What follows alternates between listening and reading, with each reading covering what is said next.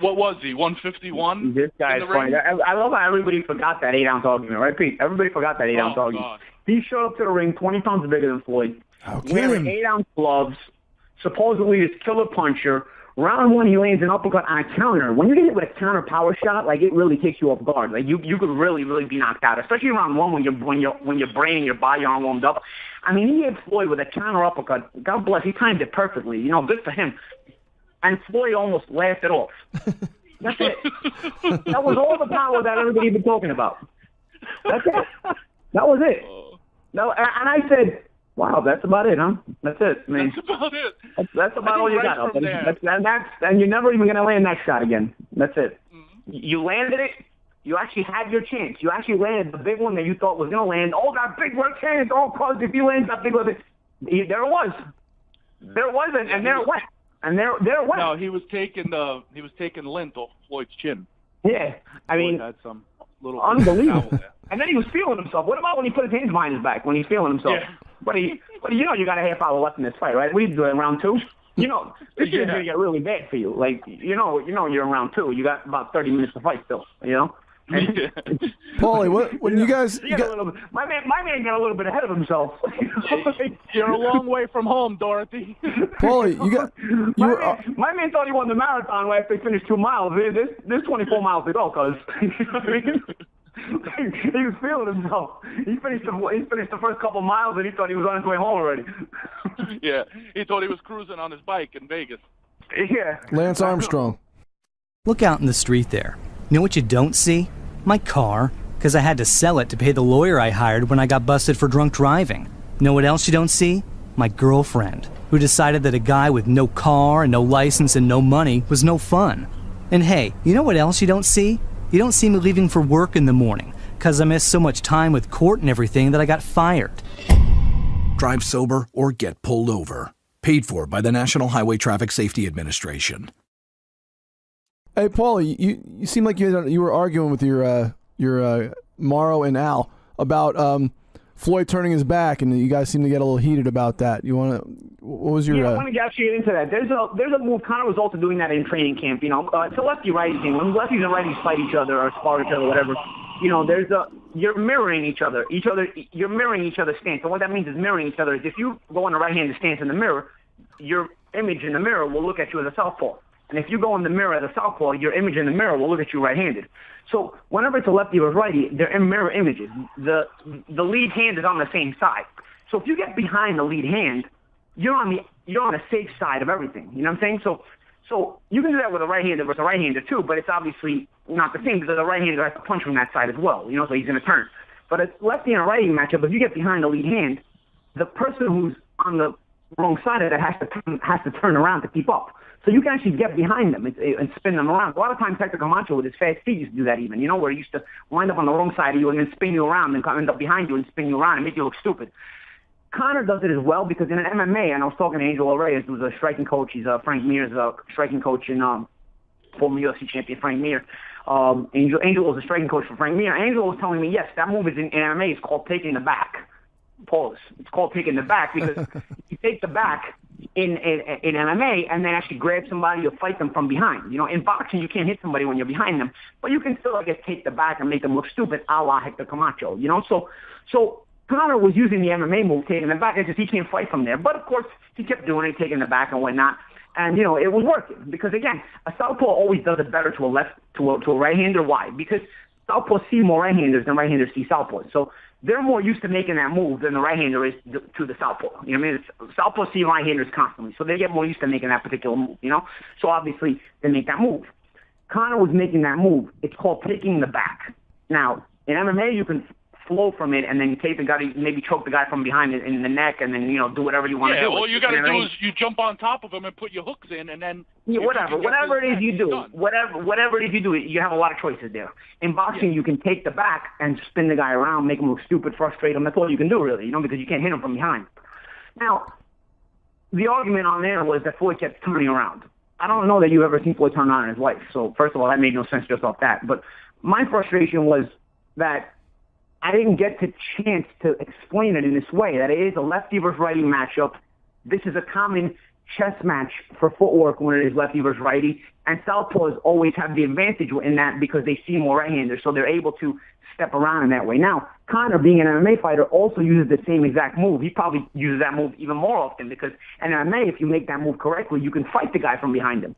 So Conor has even more experience than a southpaw boxer in making that move. As a southpaw mixed martial artist, you can make that move and fight the guy from behind, you know what I'm saying, and get positioning on him. So I wanted to at least explain it, or at least give a chance to, detail tactically, because that's what I do. I detail tactically of what was going on, or how it was happening, or why it was happening. But I wasn't given the chance. They were right and I was wrong, and that was it. So in the end, I just kind of said it's positioning. Conor is allowed to get positioning, but it's not Mayweather turning his back. It's about positioning, and it is. That was the short explanation of it. It was the positioning. The long explanation of it, the more detailed explanation, is the way I just explained it. It's the taking the back and whatnot. So in the end, it was not Floyd Mayweather turning around. Anybody else, I don't care how many fights you've watched, you have to have done this tactically to understand it. You know what I'm saying? And even more so than that, I was in camp with McGregor, and he was doing it to me as well. He actually did it to me a few times, and a bunch of times he did do it to me. He actually was hitting me from behind. The referee had to jump in and give warnings and whatnot. On 2 different occasions, I turned around with a spin punch and hit McGregor with a spin punch, even though that's illegal as well. But I was getting so mad that he was making that move on me and then trying to hit me from behind like that I turned around and hit him with a spin punch. Granted, one dirty move gets another dirty move, right? Joe Quartet had his hands full in those sparring sessions, I will admit. He tried his best. But, of course, we did the tit-for-tat stuff and whatnot, and the sparring did continue. But there were a couple of moments when that did happen. So I had seen it myself. And even if I had not seen it myself, I know the move particularly because of those explanations that I have just given you. So I felt like I was in a much better position to explain what was going on than they were. And they insisted on being the tactile guys. And so I couldn't really, I'm not going to get into an argument on air, unfortunately. I'm just going to kind of let it slide. And that was the difference of opinion, really. Sometimes, hey, unlike as commentators, you differ in opinion. I don't think it was really a difference of opinion. I actually think I was stating a fact. But, of course, their opinion differed from my explanation of it. And, it is what it is. I'm not going to sit there on the air. Sometimes, on air, personalities, we have a great chemistry, but sometimes you just differ in the way you view things and the way you see things and whatnot. What about the hammer fist? I had to explain it to some people, too, and the way I explained it also, because they're like, well, why is Floyd just sitting there with his hands up? I'm like, well, guys, Floyd knows he's protected. You can't punch from the back. Not only that, but nobody. That's not even a good explanation, bro. Because then that's like you're just sitting as a sitting duck, you're just taking it. That's not that either. It's really the lefty versus righty thing. Because righty versus righty, you make that move and the guy can't wind up behind you because it's like you're not mirror images of each other. It only happens with lefty versus righty. You know what I'm saying? So Floyd isn't staying there on purpose. You know what I'm saying? Like Floyd, you get caught there because it's mirror images. You get frozen on a defensive posture, and then the guy steps around. You know what I'm saying? Like it's not that he knows he's safe because nobody wants to wind up in that position. It's that the guy can put you in that position, and he has more experience doing it because a southpaw always has more experience doing it to right-handers than a right-hander does against a southpaw because right-handers see less southpaws than southpaws see right-handers. What were you saying, Seth? The hammer fists, man. I thought it was ridiculous. And I thought the hammer fists could have lost points, but you know what? I give Conor credit here. He did the hammer fists, which he was doing all throughout sparring as well, and I was like wondering like why he was doing that. But I give Conor credit in this way. He was holding a lot in camp. He wasn't holding a lot in the fight.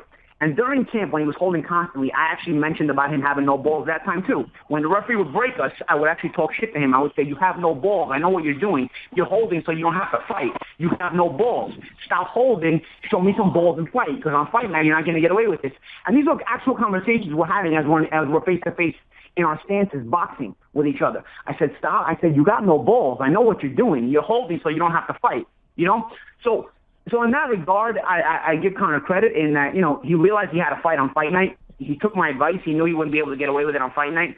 So he didn't hold that much, So, you got to give credit where credit is due there. He tried to get away with other things, pushing the head down and quickly hammer punching and whatnot. And of course, that could have easily merited a warning or even a point. I think if the fight continued, by the end of round 12, he would have probably lost at least 1 point for the hammer. But, the fight got stopped in the 10th round. But he was on the verge of losing a point at any given second anyway. But I give credit where credit is due. He didn't hold the way I thought he would. And honestly, if he would have held a little more, he probably might survive a little longer. I'll tell you that. And that's why he was holding. That's why he was holding in camp anyway, but to survive. You know what I mean? The holding in sparring was to kill time. It was to not fight every second of every round. Because when I cut the ring off on you, I give you the illusion that you're fighting all 3 minutes, even though you're not. You know what I mean? Obviously, I can't fight all 3 minutes. I'm not even in shape in camp. But a lot of tricks I have were the illusions, and that's one of the things I was going to discuss was. Even this first sparring session where I didn't get off a lot of punches, I constantly cut the ring off on him, and I constantly forced him to get off more punches than he wanted to. You know what I'm saying? What it does is you play the position battle. You play the position game. You play the position battle. At day's end, I thought I was there to help anyway, so me cutting him off this way, even if I'm not getting off a lot of punches, if I'm not in shape or whatnot, it's especially that first sparring, in my mind, I'm still helping him because I'm giving him the illusion that he's got to fight. Granted, I intended to explain these things to him if he would have let me stay in camp, but of course, you know, we had our differences and I left. If I was going to stay in camp with him, I was actually planning on explaining these things to Connor, was when I'm cutting you off, keep in mind, it's a mind game. I'm not always intending to fight you. It's just a position battle is to give you the inclination that you have to fight me in that moment. When you don't actually have to fight me, yes, we're at a distance where we could fight. Yes, I'm cutting you off when you feel like you're in danger. But the reality of it is, you're fighting only if punches are being thrown. So we actually have to remain calm at this distance.